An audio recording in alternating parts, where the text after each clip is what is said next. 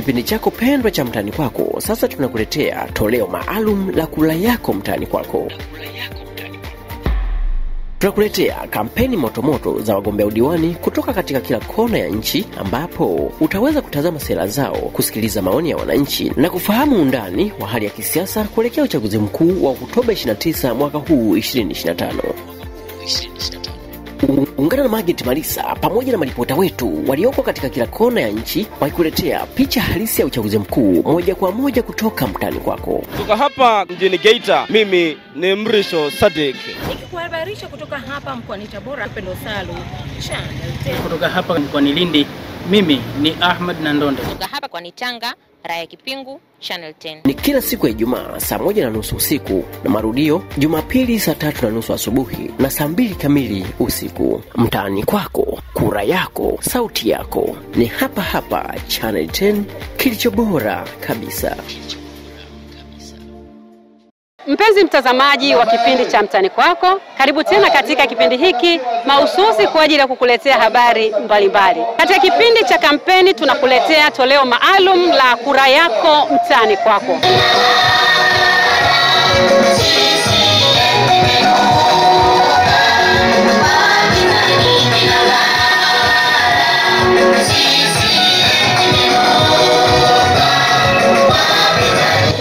Katika kata ya Dutum, jimbo la Kibaha vijijini, ambapo utashuhudia hapa mkutano wa kampeni za Chama cha Mapinduzi unaoendelea hapa. Utasikia sera mbalimbali za viongozi akiwemo mgombea ubunge wa jimbo hili Mheshimiwa Abu Ahmud Juma, lakini pia utamsikia mgombea udiwani katika kata hii ya Dutumi wakieleza na kunadi sera zao hasa zinazolenga kutatua kero mbalimbali za wananchi.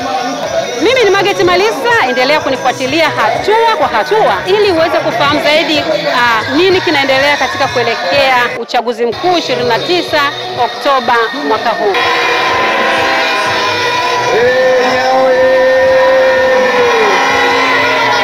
Na changamoto Mheshimiwa Katibu wa chama na mwenyekiti wa chama, tunatakiwa tupate lango kubwa ambalo litawafanya wafugaji wapate maji huko, wasiweze kushusha mifugo yao huku. Ndio utata mkubwa unaoendelea kutusumbua katika Dutumi, lakini naamini kwa kipindi hichi upo wewe Abu Juma, tukishirikiana na Daktari Samia Suluhu Hassan, naamini yeye anataka kuambiwa tu Dutumi wanataka lambo. Asante Mheshimiwa, wafugaji wao wakipata lambo tutakuwa tumepunguza kero za watu wa Dutumi. Dutumi oye! Shida zetu zipanuka bungani, au tunakutegemea mbaya.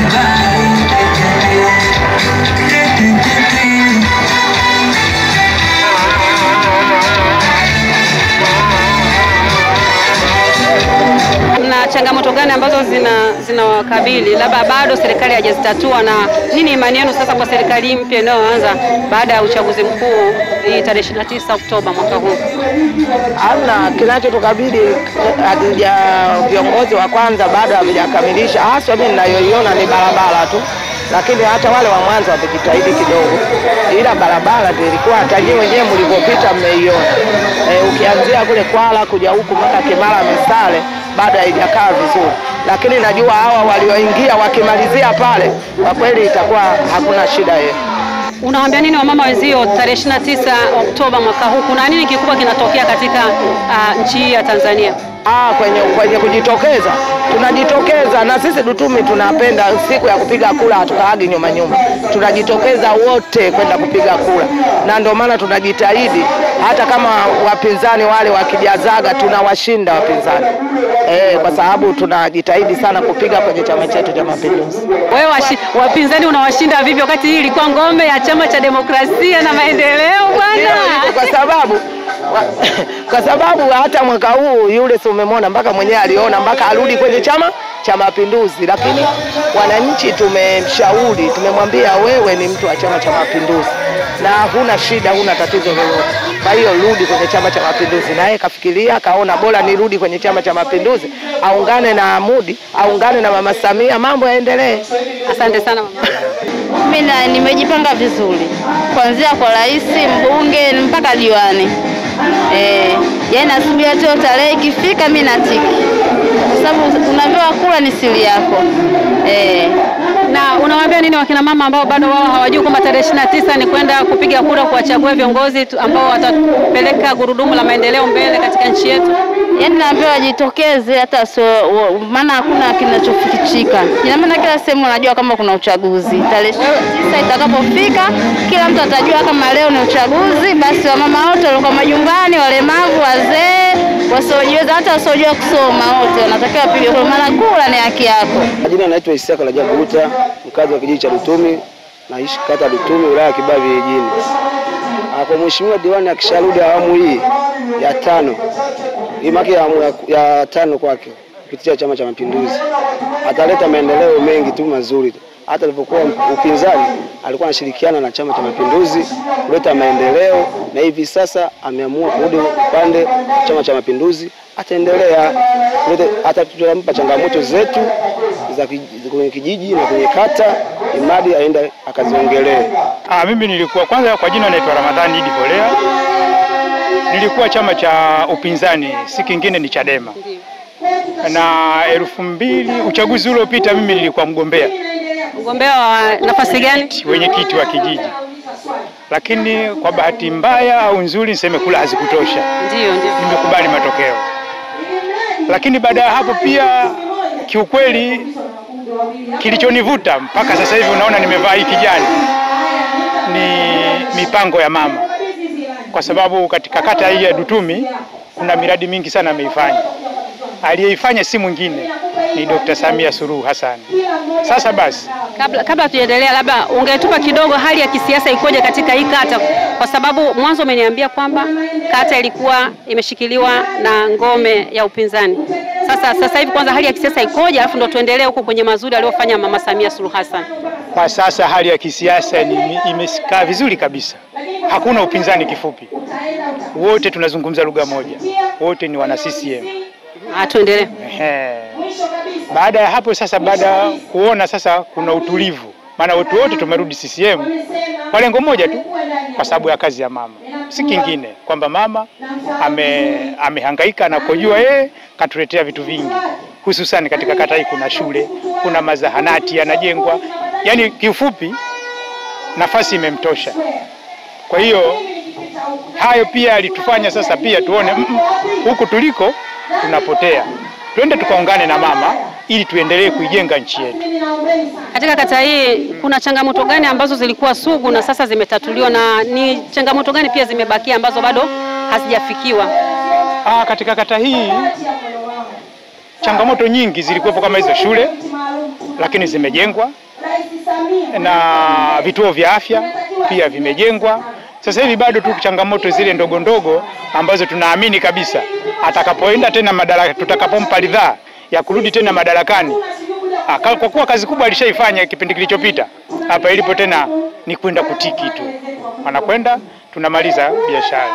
Nini maoni yako katika kipindi hiki ambacho kampeni mbalimbali zinafanyika? Unaona kuna usawa wote? Usawa upo kwa sababu hata hivyo katika kwa sababu nazungumzia kata yetu, vyama vingine vilikuwa vinataka kuja, lakini wakaona wenyewe kwa sababu mama anatosha, wenyewe wakaachia. Kiufupi hali ya kisasa iko vizuri kabisa.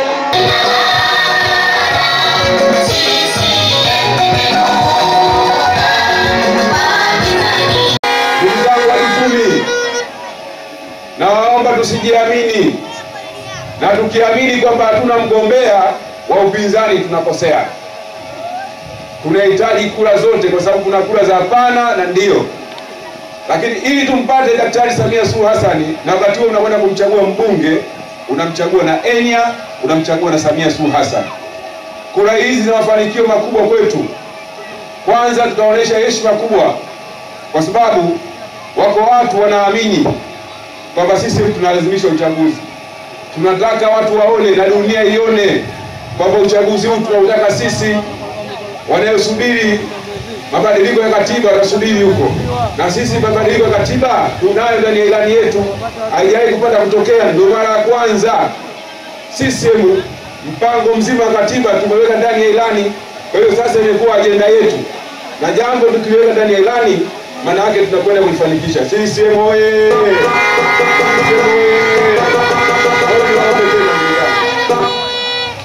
Mtuamini, tunakuja kufanya mabadiliko makubwa na mazuri hakijapata kutokea. Sisi tunaaminika. Mtuamini mwaka 2020 hayo ambayo tumeyafanya mmeyaona, lakini bado tunaletea maendeleo makubwa hakijapata kutokea. CCM oye! Kiongozi wetu mkuu ambaye ndio mwenye dira na mpango wa kufanya maendeleo kwenye nchi hii ni Rais Samia Suluhu Hassan.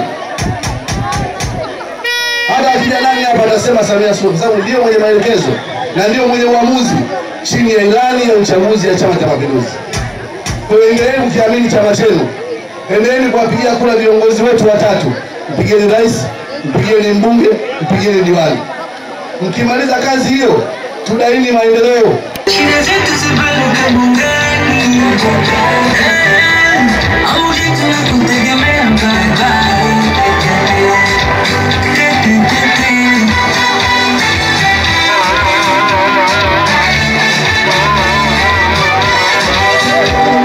Mtazamaji wa kipindi cha Mtaani Kwako, niko na mgombea ubunge katika jimbo hili la Kibaha Vijijini, Mheshimiwa Abu Ahmud Juma, ambaye ameeleza kwa kina mafanikio katika jimbo hili, mafanikio ya serikali ya awamu ya 6 chini ya uongozi wa Daktari Samia Suluhu Hassan. Karibu Mheshimiwa mgombea, utueleze zile changamoto ambazo bado zimebaki, ikiwa ni pamoja na ujenzi, lakini hospitali ni kero ambazo bado zinawasumbua wananchi wa hapa. Katika nafasi yako ya ubunge, kama utapata, utafanya nini kuhakikisha kero hii inakwisha? Kwanza ni kuhakikishie ndugu mtangazaji, sio kama nitapata. Mimi nina uhakika CCM itashinda. Na nina hakika kwa uwezo wa Mwenyezi Mungu tarehe 29 Mama Samia anashinda, ndo anakuwa rais wa nchi hii, na Ahmud Abu Juma ndo atakayeshinda, atakuwa mbunge wa jimbo hili, na madiwani wote 14 watashinda kwenye jimbo hili. Na watashinda kwa sababu ya kazi nzuri ambayo imefanywa na serikali ya Chama cha Mapinduzi na serikali hiyo ambayo inaongozwa na Daktari Samia Suluhu Hassan. Changamoto ya barabara ya Vigwaza mpaka Kwala mpaka Dutumi mpaka Kimara Misale liko ndani ya uwezo wetu. Tumejipanga vizuri na kuna fedha ambazo Daktari Samia Suluhu Hassan ameleta karibuni milioni 600 zishaingia na zishaanza kazi. Lakini tumeomba tena fedha nyingine milioni 200 kwa ajili ya utekelezaji wa mradi huu wa barabara. Lakini vile tuna mpango wa kujenga kituo cha afya. Ukiangalia umbali wa kituo cha afya ambacho kiko Kwala zaidi ya kilomita 9 na watu wengine wako Kimara Misale kuna kilomita karibuni 18. Kwa hiyo bado hapo naona kuna shida na kunahitajika kituo hiki. Mungu akipenda, tukiingia bungeni, kazi yangu ya kwanza kuhakikisha kwamba tunajenga kituo cha afya kingine Dutumi, lakini barabara yetu hii inaweza kupitika. Lakini tuna mpango wa kujenga kituo cha afya kata yetu ya Ruvu ambayo pesa zishaingia na kituo hicho kinajengwa. Lakini pia tuna mpango wa kujenga kituo cha afya Soga na Boko, ili kusogeza huduma kwa wananchi ili mambo yao yaweze kwenda kurahisisha na maisha yawe mazuri zaidi. Kwa hiyo ndio mipango ambayo tumejipanga. Tuna mpango wa kujenga barabara ya Magindu kuanzia Chalinze na kwenda mpaka Magindu kwa kiwango cha lami, na hiyo inakwenda mpaka Utete. Kwa mipango mizuri, na hii inajiamini kwa sababu ya uongozi mzuri wa Daktari Samia Suluhu Hassan. Amefanya kazi nzuri na ndio maana tunatembea kifua mbele. Tunasema tukijiamini kwa sababu tuna kiongozi mzuri, mwenye busara, mwenye uwezo. Na nilipata kupata nafasi siku moja nilikaa na Mzee Kikwete. Mzee Kikwete akaniuliza, akasema mama huyu anafanya kazi kubwa, hata sisi tunashangaa fedha hizi anapata wapi? Kwa sababu hata yeye anashangaa. Mimi majibu nilimjibu nikamwambia, Mwenyezi Mungu akikupa ulemavu anakupa na mwendo wa kutembelea. Kwa mimi naamini kiongozi Daktari Samia Suluhu Hassan tumeletewa na Mwenyezi Mungu, kwa sababu Samia hakutaka urais wala kupanga, lakini Mwenyezi Mungu ametuletea kiongozi alitukuka. Kwa hiyo ana baraka zote za Mwenyezi Mungu. Kwa mimi naamini haya, nasema atafanikiwa kwa sababu ya baraka ya Mwenyezi Mungu kupitia Daktari Samia Suluhu Hassan. Kata ya Dutumi ilikuwa ni ngome ya chama cha upinzani cha Demokrasia na Maendeleo, Chadema. Labda unawaeleza nini sasa wananchi wamepata imani na CCM wakahamia wote Chama cha Mapinduzi, unawaeleza nini? Mimi sina la kueleza kwa sababu ya kueleza wenyewe wanaona kazi nzuri ilifanywa na Samia. Upinzani umekufa, hakuna ngome ya upinzani, wote hapa ni wana CCM. Kwa mimi naamini CCM itashinda, na ndio maana hapa hakuna mgombea wa chama kingine, kwa sababu wote umeangusha manyanga kwa sababu ya kazi nzuri ya Samia Suluhu Hassan imefanya. Na miradi zaidi ya bilioni 3.5 imeingia hapo. Kwa hiyo yote haya nimefanikiwa. Kwa ndio maana hakuna upinzani. Kumbushe kidogo kuhusu tarehe 29 kuna nini? Nichukue fursa hii kuwakumbusha wananchi wa Dutumi wajitokeze kwa wingi wakapige kura tarehe 29. Ni siku yetu ya kihistoria, na sisi kwenye katiba yetu ya Chama cha Mapinduzi, kuacha kupiga kura unavunja katiba ya CCM, kwa sababu kupiga kura ni jambo ambalo katika katiba yetu, ibara 5 kifungu kidogo cha kwanza. Shukuru sana mgombea. Asante sana, shukuru. Kwa jina naitwa Ezekiel Mwele, katibu wa CCM wilaya ya Kibaha Vijijini. Kama Kibaha Vijijini tumeshamaliza hili jambo. Kazi tulio nayo ni kuhakikisha kwamba wapiga kura wote 97,035 wanaenda kupiga kura tarehe 29. Na ndio mkakati tunaouweka. Hapa hatuna upinzani. Hapa wananchi wa Kibaha Vijijini wanahitaji na maendeleo. Kama jinsi ambavyo Mheshimiwa mbunge amesema, miradi iko wazi, ilani imewekwa, na yale ambayo ilani haijaweka kama chama tunasukuma kuhakikisha kwamba tunawaambia wateule wetu wakayasimamie. Kwa hiyo kazi ya kuambia wanadutumi, wana Kibaha Vijijini tarehe 29 wakajitokeze kupiga kura. Nitoe rai kwa watu wa Dutumi.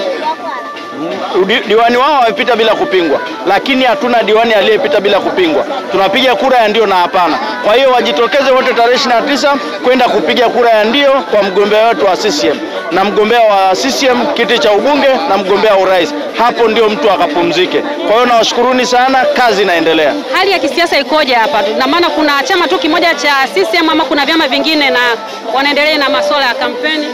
Hali ya kisiasa iko shwari. Kuna vyama vingine, tuko vyama takriban 8 ngazi ya jimbo waliogombea, lakini mpaka sasa aliyefika kwa wananchi ni CCM. Hao wengine wote wanakaa maofisini wasubiri tarehe 29. Sasa kama kwenye uchaguzi wanashindwa kuwafikia wananchi, je, kwenye maendeleo? Kwa hiyo bado tunawaasa wakaichague CCM, wamchague mgombea wa CCM, ndio mwenye uwezo wa kuwatembelea na kutatua kero zao. Karibu sana. Asante sana.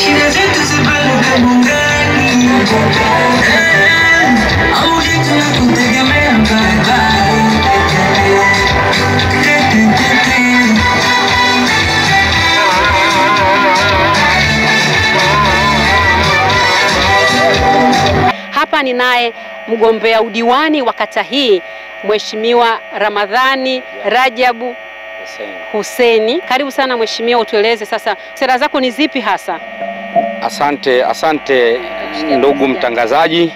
Kwa majina naitwa Ramadhani Rajabu Huseni. Namna nilivyojipanga, kwa sababu kama ulivyotanguliza kusema hapo awali, nilikuwa diwani kwa kupitia Chama cha Demokrasia na Maendeleo Chadema. Nimefanya kazi katika hii kata kwa kipindi hichi kilichoisha cha serikali ya Mama Samia Suluhu Hassan daktari, na vipo vitu ambavyo nimeviona vilivyofanyika kwa 65% tulifanikisha kutatua changamoto za kata hii. Lakini bado zipo changamoto ambazo mimi mwenyewe nakiri kwa macho naziona.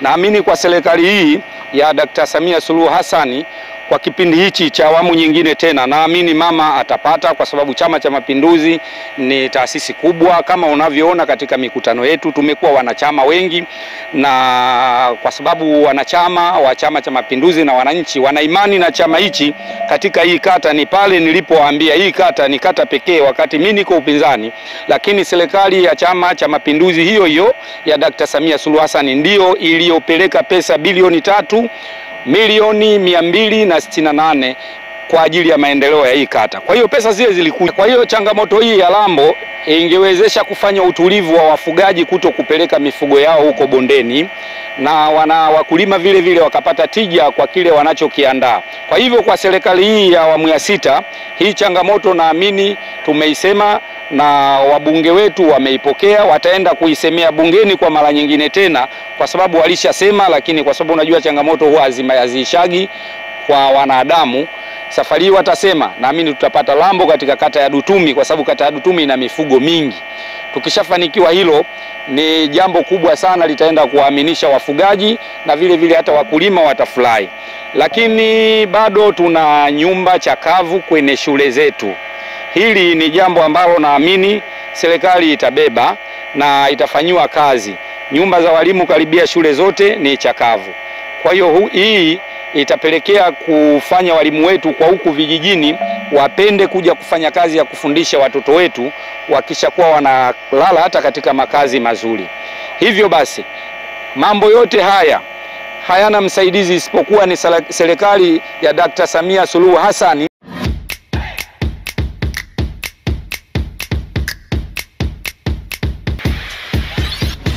Mtazamaji, niko na Mheshimiwa mbunge wa viti maalum Hawa Mchafu, ambaye atatueleza sasa ni kwa nini wananchi wakichague Chama cha Mapinduzi.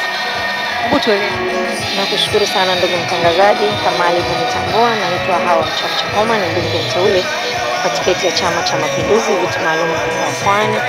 Mimi niseme ndugu mtangazaji, mambo ni mengi, lakini nitajikita au nitaelezea machache tu, nitasema kwa uchache, na pengine nikiwa kama mbunge wa viti maalum basi nikae kwenye huo upande wa kina mama. Tunapomzungumzia Daktari Samia ambaye ndio mwenyekiti wa Chama cha Mapinduzi, mambo aliyofanya ni mengi kwa taifa lake la Tanzania, tukianza kwa kuanzia tu upande wa makusanyo ya kodi, ambapo kimsingi tunapokusanya kodi ndio tunaweza kuwaletea wananchi wetu maendeleo. Niseme amepiga hatua kubwa, hatua nzuri. Kwa sasa tunazungumzia trilioni 32 ukilinganisha na wakati anaingia trilioni 8. Kwa kwenye trilioni 32 hizi, mambo yaliyofanyika kwa upande wa afya, upande wa elimu, upande wa miundombinu ya barabara, upande wa maji, lakini ninachotaka kukisema kikubwa ambacho wanapenda kukizungumzia mara nyingi, alipokuja na mpango wake mkakati wa makusudi kutaka kuhakikisha watoto wa kike katika taifa lake la Tanzania. Kama tunavyofahamu, mtoto wa kike kwa muda mrefu amekuwa akipata changamoto katika jamii katika upande wa elimu, lakini alipoamua kufikia maamuzi ya kujenga shule za sayansi za watoto wa kike katika Tanzania bara, mikoa yetu yote 26, kila mkoa shule moja ya sayansi ya watoto wa kike, ni lengo kuwafanya watoto wa kike watimize ndoto zao za baadaye. Lakini tunafahamu sote Rais Samia alianza kuwa makamu wa rais, then ndo akawa rais. Wakati yuko makamu wa rais alikuwa na ajenda yake ya maji. Tunafahamu maji ni changamoto kubwa. Nataka nizungumzie kwa mfano hapa tulipo leo, Utumi pamoja na Ruvu, wananchi kwa muda mrefu sana wamekuwa na changamoto kubwa ya maji, wamekuwa wakipata maji mto Ruvu, jambo ambalo tumepoteza ndugu wetu wengi kwa kuliwa na mamba. Lakini alipoingia Daktari Samia kwa makusudi amefanya kutoa fedha kwa ajili ya miradi ya maji. Hapa ninapozungumza tayari bilioni 2 zimetengwa kwa ajili ya kuhakikisha maji yanapatikana. Hii itasaidia wanamama wengi kuachana na ile adha ya kwenda kutafuta maji usiku au kupata maji mtoni na hatimaye kupoteza maisha kwa kuliwa na mamba. Kwa hiyo tunamshukuru Dr. Samia, na watu wa Dutumi wamesema watatoa kura nyingi kwa hilo. Lakini pia swala lingine, afya. Tunajua afya ni muhimu kwa maisha ya binadamu. Kwa upande wa afya tulikuwa tuna kituo chetu cha afya kimoja tu cha Mlandizi. Watu wote tukiumwa inabidi tuende kituo cha afya cha Mlandizi. Hapa tuna zahanati, lakini wakati wake huu tunapata vituo vya afya 3 katika halmashauri yetu ya wilaya Kibaha. Sasa hii inayozungumzia ni Kibaha, lakini nikiwa kama mbunge wa mkoa wa Pwani, katika halmashauri zetu zote 9 hospitali za wilaya zimekarabatiwa katika kila halmashauri. Kwa zile halmashauri ambazo zilikuwa hazina kabisa, hospitali zimejengwa kiasi cha fedha shilingi bilioni 5, zimejengwa hospitali za kisasa. Lakini tukija kwenye hizi shule za kata, ambapo kimsingi madarasa yameongezwa, madawati ilikuwa ni changamoto, watoto wanakaa chini. Tukirudi tena kwenye afya, upande wa vitanda, upande wa vifaa tiba, kwa tuna kila sababu ya kumshukuru Rais Samia. Swala la umeme, vijiji vingi sana vilikuwa vina changamoto ya umeme, lakini alipoingia Daktari Samia yeye alikuta vijiji 8,000, alipoingia yeye amepandisha mpaka vimekuwa vijiji 12,000, ambapo kimsingi ameondolea wananchi adha kubwa ya kiza. Na tunafahamu umeme unaambatana na masuala ya ujasiriamali. Kuna wauza barafu, watu wenye kuendesha migahawa wanahifadhi vitu vyao ili visiweze kuharibika. Hapo ni kwa upande wa afya, elimu, maji. Lakini nikija katika upande wa kuwezesha wananchi kiuchumi, 10%, vijana, wanawake pamoja na watu wenye ulemavu. Mimi nikiwa ambaye mbunge niliyemaliza muda wangu, nilikuwa niko kwenye kamati ya LAC. Kwa muda mrefu sana tulikuwa tunakutana na vikundi hewa. Rais Samia kwa makusudi akaamua kusitisha mikopo. Wananchi walikuwa hawajaelewa nia ya dhati ya Daktari Samia. Alichokuwa anataka aje na mikopo iliyoboreshwa. Alisitisha, baadaye imeruhusiwa. Hivi tunavyozungumza ndugu mtangazaji, mikopo hiyo imeruhusiwa ambayo imeimarishwa. Kima cha chini ni 500,000, lakini kima cha kati ni milioni 50, na kima cha juu mpaka milioni 100 kwa kulingana na zile halmashauri ambazo zenye mapato makubwa. Nikizungumzia halmashauri yetu hapa tulipo ni kwamba tunakopesha wamama wetu kuanzia Laki5 mpaka shilingi milioni 50. Na tunakopesha kwa mtu mmoja mmoja, tunakopesha kwa kikundi na mikopo haina riba. Hii tutakubaliana inasaidia wamama wengi sana kuondokana na ile mikopo ya kausha damu, mikopo wenyewe wanaita nguo mkononi, maana ukikopa sasa tarajia kuja kufilisiwa.